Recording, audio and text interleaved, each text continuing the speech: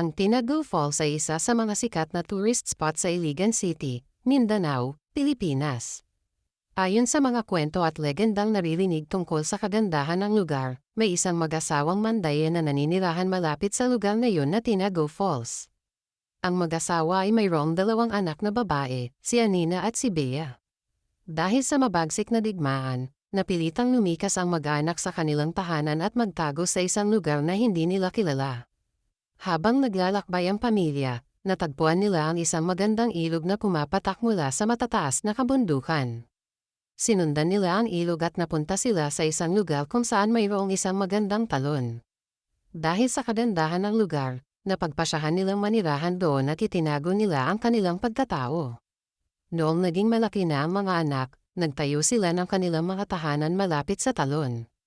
Namuhay sila ng tahimik at masaya sa loob ng maraming taon, at hindi nila inasahang mababago ang kanilang buhay nang biglang sumiklab ang isang malakas na bagyo. Dahil sa sobrang lakas na ulan at hangin, bumagsak ang mga puno at malalaking bato sa mga paligid, at nagdulot ng malakas na baha sa lugar.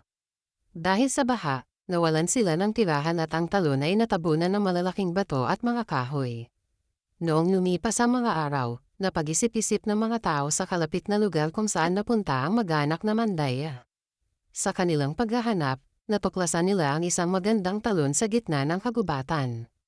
Tinanong nila ang mga tao sa lugar tungkol sa kaharian na nakatira sa lugar na iyon, ngunit wala silang nakuhang sagot. Sa huli, nakausap nila ang isang matandang babae na nakatira sa kalapit na kaharian.